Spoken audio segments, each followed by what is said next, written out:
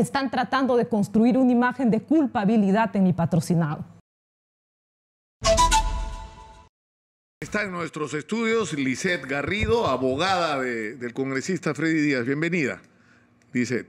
Buenos días, Nicolás. Te agradezco la invitación y estoy aquí para presentar mis descargos. ¿Por qué descargos? Descargos debido a que se ha estado virtiendo información incompleta, editada. No entiendo, no sé quién estará filtrando esta información. Considero que los que están haciendo esto son personas inescrupulosas que están tratando de construir una imagen de culpabilidad en mi patrocinado. Pero, ¿qué imágenes? ¿Pero a qué te refieres exactamente, Lisette? No Me refiero a que los videos están editados, están incompletos y que en la carpeta fiscal son los únicos videos que están totalmente completos, que no se han hecho la visualización y no se han hecho la transcripción. Por lo tanto, la información que viene vertiendo la prensa está incompleta. Ya, pero ¿cuál es la versión de ustedes? De que en realidad la violación que denuncia esta persona no ocurrió. Ustedes insisten, o sea, ¿qué es lo que acepta el congresista Freddy Díaz? Que hubo una celebración por el nombramiento de Lady Camones en la que participó él, otros congresistas y de la que fue parte la víctima o la supuesta víctima, que luego de ello ellos han tenido sexo consentido y que violación no ocurrió. Digamos, esa es la teoría de Freddy Díaz. Yo como abogada me rijo por los elementos de convicción, que son las pruebas que están dentro de la carpeta fiscal. Y ya el día de ayer y días anteriores he estado vertiendo información respecto al examen toxicológico, por ejemplo, que ha arrojado negativo. Entonces, no hay ningún elemento de convicción, ninguna prueba en la carpeta fiscal para que se pueda indicar que la presunta víctima estuvo en estado de inconsciencia, por ejemplo. Ya, pero entonces Freddy Díaz ha mentido, porque Freddy Díaz ha dicho tomamos alcohol y no solamente tomamos alcohol, sino había otros congresistas. Entonces, acá lo que hay que explicar es cómo, si él dice que tomaron alcohol, él dice que la señorita le consintió a tomar alcohol, ella dice que tomó alcohol y resulta que aparece una prueba donde tiene 0,000. O sea, es imposible. Mira, lo que resulta acá es sospechosa esa prueba. ¿Quién hizo esa prueba? Mira, decir eso es bastante delicado, bastante grave, porque es una prueba oficial. Es una pericia oficial del Estado. No es una pericia mía, no es una pericia de Freddy Díaz, es una pericia del Estado. Entonces, seamos responsables con lo que digamos, porque es un tema delicado, que lo ha hecho un perito, un experto, y que tiene una explicación científica. Y yo te voy a decir ahora. Número uno, los resultados de un examen toxicológico, dependen de dos factores. El primer factor es cuánta cantidad de ingesta de alcohol has bebido. El segundo factor es cuántas horas han pasado. Y según la versión de la presunta víctima, ella bebió poquito. Ya, pero eso no significa que no estuviera, porque, es decir, hay personas que tienen una gran resistencia al alcohol y otras que no. Hay personas que se toman una copa de vino o peor aún, de un alcohol estos, digamos que tienen 40 grados, como el whisky, el vodka, el pisco, y simplemente pierden el control. Con una copa, porque no tienen ninguna resistencia, porque no tienen experiencia en tomar, porque sus características personales son así. Es que nosotros no podemos regirnos por especulaciones, por creencias, por experiencias anteriores, por lo que creemos, sino tenemos que regirnos por una prueba científica. Y en este caso hay una prueba científica, es un examen toxicológico que ha arrojado negativo, lo cual indica que la víctima no estuvo en estado de inconsciencia. ¿Pero por qué? ¿Pero por qué? En el video incluso uno ve que no está en un estado normal. Y es más, insisto, el propio Freddy Díaz dice, tomamos alcohol.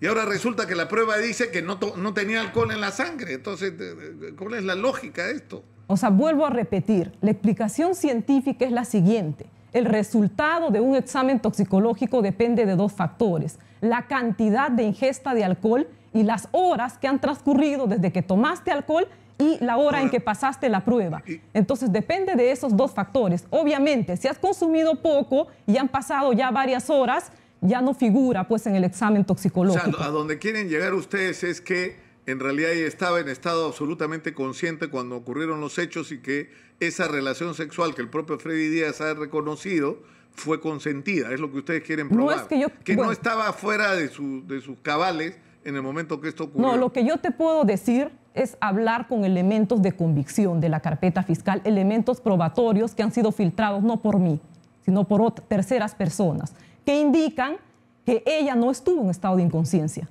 Está el examen toxicológico, es una prueba científica, es un perito del Estado, no es un perito de Freddy Díaz. Eso está claro, pero no sería la primera vez que un peritaje, digamos, no corresponde a la realidad, ¿no? Porque ha habido más de un caso escandaloso en la que ha habido un accidente donde han muerto personas, el conductor obviamente estaba en estado etílico y sorpresa, el dosaje le sale negativo.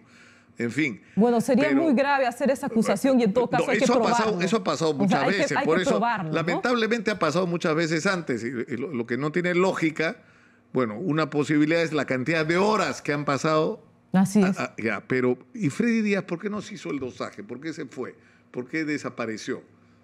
Lo que pasa es que ustedes creen que él desapareció porque no salió inmediatamente a dar sus descargos a la prensa. Él no está obligado a declarar en la prensa, él está obligado a declarar en la fiscalía y ya lo ha hecho. Él ha tomado su declaración en la fiscalía, pudiendo guardar silencio, porque como tú bien sabes, Luca... ¿Pero cuándo? Después de los hechos, ¿cuánto tiempo transcurrió? Cuando lo citó la fiscalía. Tiene que citar fecha y hora para que dé su declaración. Cuando lo citó la fiscalía, fue a declarar. Pudo guardar silencio, pero no lo hizo, declaró. Pero hay algo que no me queda claro. O sea, ¿por qué? Si ahí lo que había ocurrido era sexo consentido, él sale, no se quiere quedar y no enfrenta la situación. ¿Por qué no la enfrenta? ¿Por qué no en ese momento se procede y ahí hay una falla del Ministerio Público? Porque ahí debió haber una intervención del Ministerio Público y hacer las diligencias que correspondían, no se hicieron. Lo que pasa que para ustedes no enfrentar es que él haya salido a la prensa a dar sus descargos y legalmente eso no corresponde. Legalmente corresponde que el Ministerio Público notifique la disposición de apertura de investigación preliminar y eso se dio el día sábado.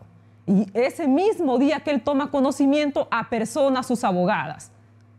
El día lunes se presenta ante la Fiscalía y hace entrega voluntaria de su pasaporte. Voluntaria, porque no había ningún requerimiento de impedimento de salida del país. Inclusive en la audiencia que yo participé como abogada, en la que el fiscal estaba pidiendo impedimento de salida del país, nos allanamos. Nos allanamos al pedido fiscal y nosotros no apelamos. Entonces, la conducta de mi patrocinado siempre ha sido de colaborar con las investigaciones, de colaborar con la justicia. Que no haya salido a la prensa no significa que haya estado no habido.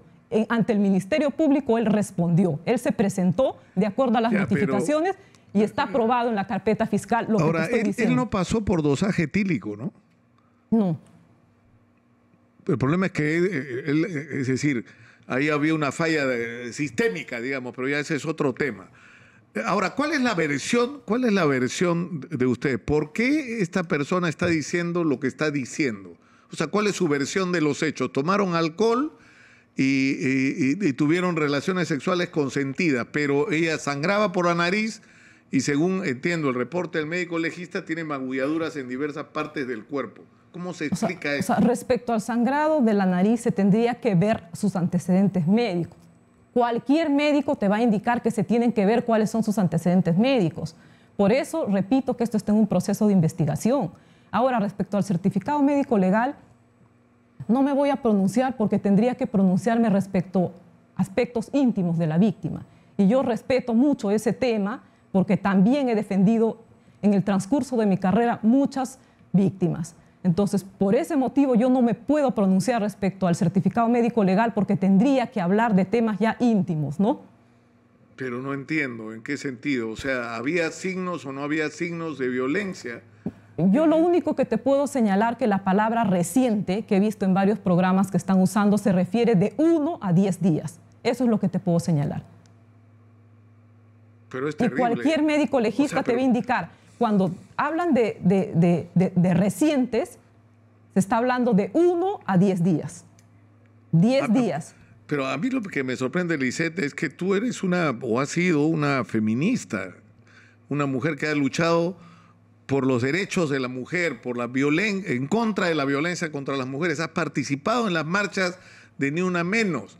Y parte de tu argumentación era cómo se tuerce la realidad, cómo los victimarios se victimizan, cómo se trata de desacreditar a las mujeres, y estás usando los argumentos que tú has criticado. No es lo así. Que me sorprende. No es así. Lo que yo estoy usando son elementos de convicción, pruebas para que nos entienda más la población, pruebas científicas. Ayer ya se reveló que ha salido el protocolo de pericia, por ejemplo, y ha arrojado que no hay afectación emocional respecto a los hechos denunciados. Son 2 peritos del Instituto de Medicina Legal. No son peritos de Freddy Díaz, no son peritos de la defensa, son peritos del Instituto de Medicina Legal del Ministerio Público. Pero ¿cómo explicas el estado de esta chica, el estado en el momento que incluso aparece en el video? Porque además es muy común que esto ocurra, que cuando una mujer es afectada por un hecho de esta naturaleza, se perturba, no sabe cómo reaccionar, es una persona que supuestamente le debía dar protección, que su jefe, porque es lo que ocurre, muchas veces las violaciones ocurren, es más, en la mayor parte de los casos por personas que son cercanas y que deberían dar protección y hacen lo contrario, y se perturban y no quieren aceptar la situación y les pasa por la cabeza todos los temores imaginables. Es decir, si yo denuncio que este hombre me ha violado, me voy a quedar sin chamba. Y tú sabes, Lisette, lo difícil que es para una mujer conseguir chamba en el Perú. Entonces, todo eso te da una lógica, y el Estado, aunque estaba ayer hemos conversado por teléfono, no podía sostener la conversación. Es más, yo he cortado la conversación, porque me parecía que no le hacía bien continuar con esa conversación, porque no estaba emocionalmente en condiciones de hablar. Yo he cortado la entrevista el día de ayer. ¿Cómo me puedes decir que emocionalmente no está afectada? ¿No?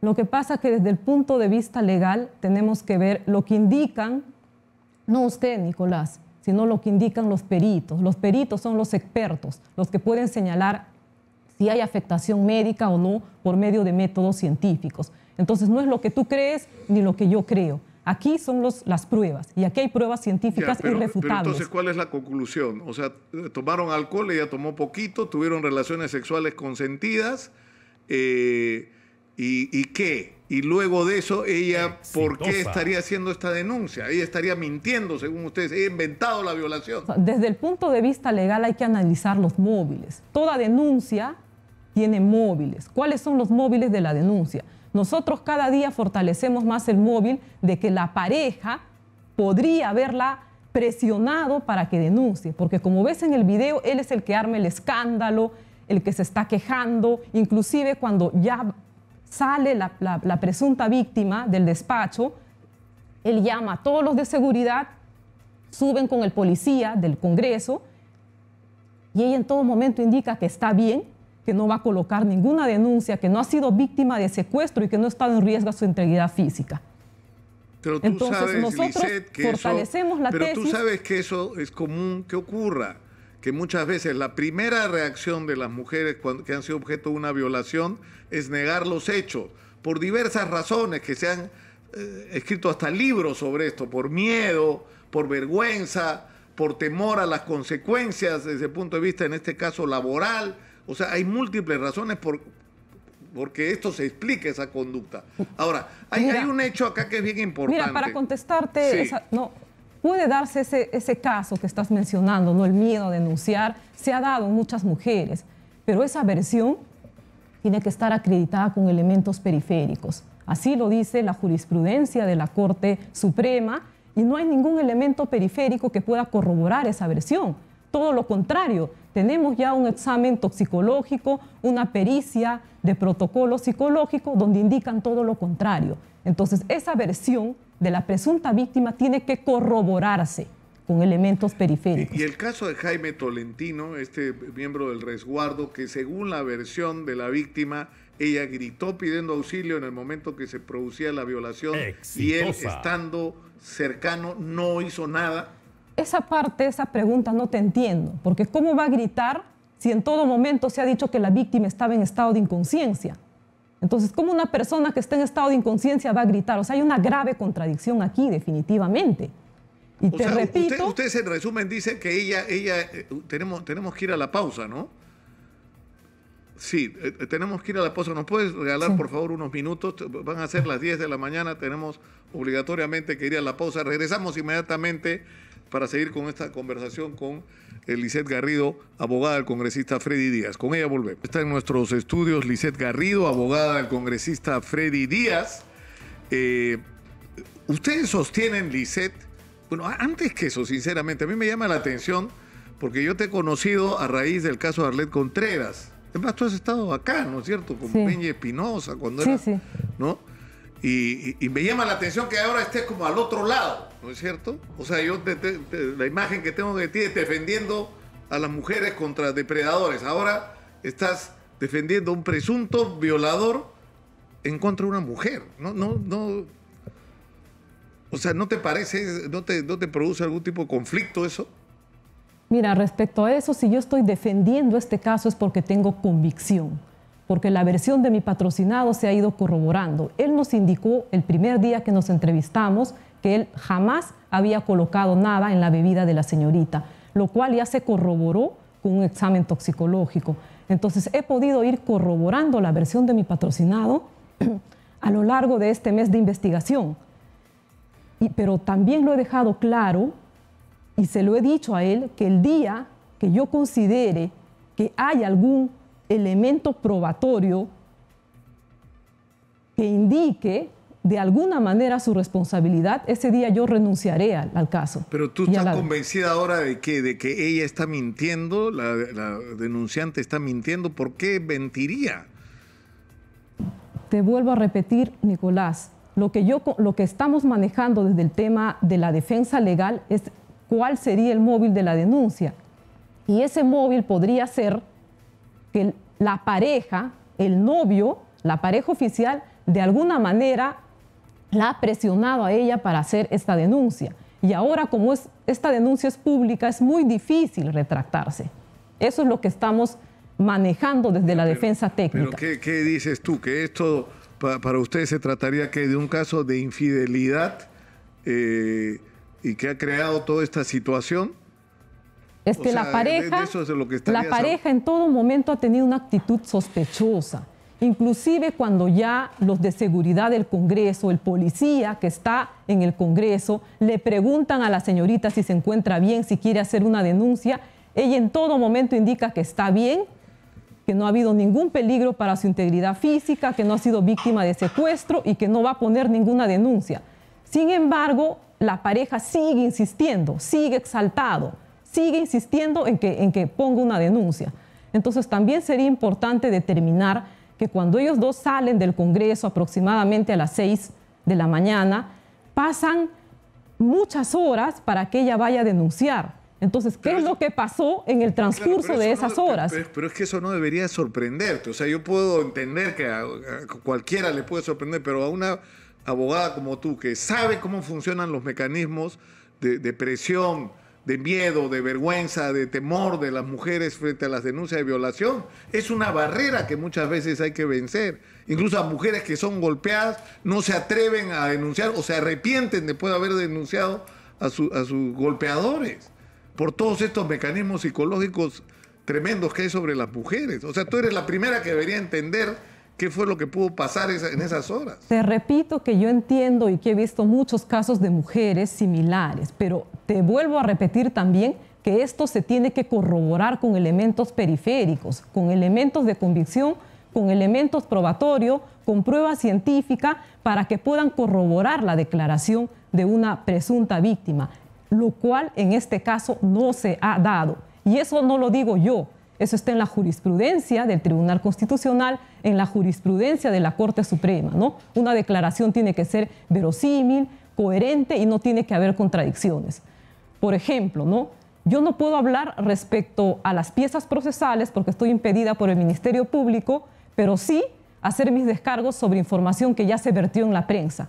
Un ejemplo, la señorita indicó en el programa de Juliana Oxenford que ella jamás ha dado ningún motivo para que mi patrocinado considere o tenga presuntamente algún tipo de relación con ella. Sin embargo, ha habido otra señorita, que es la expareja de mi patrocinado, que se ha presentado en el programa de Milagros Leiva señalando lo contrario.